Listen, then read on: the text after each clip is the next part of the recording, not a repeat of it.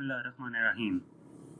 10th class, आज हम national book foundation की फिजिक्स का चैप्टर नंबर 12 ज्योमेट्रिकल ऑप्टिक्स के मल्टीपल चॉइस क्वेश्चन सॉल्व करेंगे। फर्स्ट एमसीक्यूज है, radius of curvature of convex mirror is 20 centimetre. Radius of curvature given है convex mirror का 20 centimetre, तो उसकी फोकल लेंथ कितनी होगी। इसको हम फार्मूले की मदद से सॉल्व करते हैं। हम ये जानते हैं कि जो हमारे पास रेडियस ऑफ कर्वेचर और फोकल लेंथ का रिलेशन है वो किस इक्वेशन से हम जाहिर कर सकते हैं, R इक्वल टू 2F, यानी कि radius of curvature focal length का डबल होता है। तो यहां से F इक्वल आ जाएगा R ओवर 2 के, तो F इक्वल हो जाएगा 20/2। तो ये फोकल लेंथ हमारे पास आ जाती है 10 सेंटीमीटर। अब यहाँ पर हमारे पास मिरर कौन सा यूज किया गया था, कन्वेक्स मिरर। जो कन्वेक्स मिरर होता है उसकी फोकल लेंथ हमेशा नेगेटिव होती है, तो इस वजह से ये आंसर आ जाएगा -10 सेंटीमीटर। ठीक है, तो सी ऑप्शन करेक्ट होगा, -10 सेंटीमीटर। नेक्स्ट एमसीक्यूज है, incident ray of light makes an angle of 30 degree with plane mirror. Incident ray है लाइट की और वो प्लेन मिरर के साथ 30 डिग्री का एंगल बना रही है। What is the angle of reflection of the light रे। एंगल ऑफ रिफ्लेक्शन क्या होगा लाइट रे का, तो हम इसको डायग्राम की मदद से भी देख लेते हैं कि अगर हम डायग्राम देखें तो क्वेश्चन में उन्होंने ये कहा है कि 30 डिग्री का एंगल बना रही है इंसिडेंट रे प्लेन मिरर के साथ। तो एक रूल हमें पता है, वो ये है कि एंगल ऑफ इंसिडेंस और एंगल ऑफ रिफ्लेक्शन हमेशा इक्वल होते हैं। तो जब एंगल ऑफ इंसिडेंस और एंगल ऑफ रिफ्लेक्शन दोनों इक्वल हैं, तो इसका मतलब ये है कि अगर ये वाला एंगल 30 डिग्री है तो ये वाला एंगल भी 30 डिग्री होगा। अब ये नॉर्मल से इस साइड पे 90 डिग्री है और इस तरफ भी 90 डिग्री है। ये एंगल 30 है, तो ये टोटल एंगल 90 में से 30 माइनस किया तो 60 डिग्री बचता है। तो ये जो हमारे पास रिफ्लेक्टेड रे है, ये नॉर्मल के साथ जो एंगल बना रही है वो 60 डिग्री है और इसको एंगल ऑफ रिफ्लेक्शन कहा जाता है। तो 60 डिग्री इसका आंसर होगा, सी ऑप्शन करेक्ट होगा। नेक्स्ट एमसीक्यूज है, focal length of concave lens is. Concave lens की जो फोकल लेंथ होती है वो हमारे पास पॉजिटिव होती है, नेगेटिव होती है, इन्फिनिटी होती है या फिर 0 होती है। तो अगर हम फोकल लेंथ की बात करें, कनकेव लेंस की जो फोकल लेंथ होती है तो वो हमारे पास हमेशा नेगेटिव होती है। ठीक है, कनकेव लेंस की फोकल लेंथ नेगेटिव होती है। नेक्स्ट हमारे पास है MCQs number 4, A virtual erect and smaller than object is always formed by।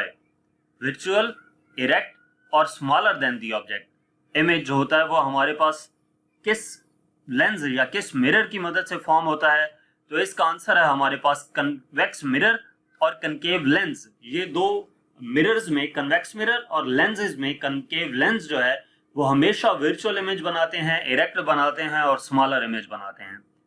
तो यहां पर हमारे पास कन्वेक्स मिरर ऑप्शन है, जी हाँ ये मौजूद है कन्वेक्स मिरर, तो ये डी ऑप्शन करेक्ट होगा। कनकेव लेंस यहां पर नहीं गिवन, अगर कनकेव लेंस होता तो उस ऑप्शन को टिक कर देते। तो यहां पर कन्वेक्स मिरर गिवन है, तो ये डी ऑप्शन करेक्ट होगा। फिफ्थ एमसीक्यूज है, a denser medium has refractive index of 1.5 then critical angle for it is. Denser medium का रिफ्रैक्टिव इंडेक्स गिवन है, उसका क्रिटिकल एंगल कैलकुलेट करना है।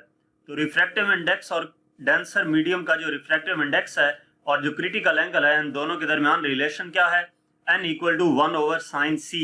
तो साइन सी इक्वल आ जाता है 1 ओवर n के, यानी कि sine c equal to 1 over 1.5। तो ये साइन सी इक्वल आ जाता है 0.667 के, सी इक्वल हो जाएगा साइन इनवर्स 0.667, तो ये सी आ जाता है 41.8 डिग्री। ए ऑप्शन करेक्ट होगा। एमसीक्यूज नंबर 6 है, concave lens forms virtual erect and enlarged image if object is placed at।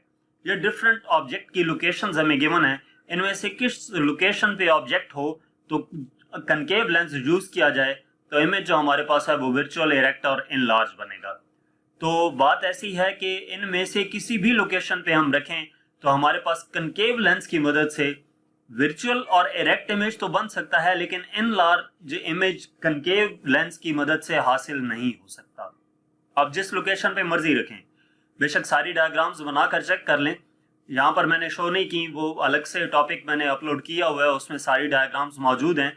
तो हर लोकेशन पे अगर हम ऑब्जेक्ट को रख कर चेक करें तो वर्चुअल या इरेक्ट इमेज तो बन जाता है, लेकिन इनलार्ज इमेज किसी भी केस में नहीं बनता। इसका मतलब ये है कि इस न्यूमेरिकल इस एमसीक्यूज की स्टेटमेंट रॉन्ग है। कनकेव लेंस कभी भी इनलार्ज इमेज नहीं बनाता, तो ये एमसीक्यूज की स्टेटमेंट रॉन्ग है। अगर हम कंसिडर करें जहां पर कनकेव की बजाय कन्वेक्स लेंस, तो उस केस में अगर ऑब्जेक्ट फोकल लेंथ और जो फोकल पॉइंट और सेंटर ऑफ कर्वेचर है उसके दरमियान हो, तो वर्चुअल, इरेक्ट और इनलार्ज इमेज बनता है। यानी कि अगर कनकेव लेंस की जगह पर कन्वेक्स लेंस हो तो इसका डी ऑप्शन करेक्ट होगा।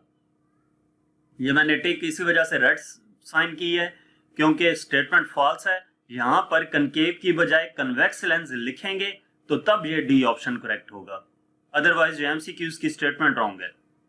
नेक्स्ट एमसीक्यूज है MCQs number 7। A concave lens has focal length of 5 centimetre. Concave lens की फोकल लेंथ 5 सेंटीमीटर है, उसकी पावर कैलकुलेट करनी है। तो हमारे पास जो फोकल लेंथ गिवन है, इसको हम सबसे पहली बात आपको ये बता दूं कि कनकेव लेंस की फोकल लेंथ हमेशा नेगेटिव होती है। तो 5 सेंटीमीटर है, इसको ऐसा यूनिट मीटर में कन्वर्ट किया, -0.05 मीटर आ जाएगी।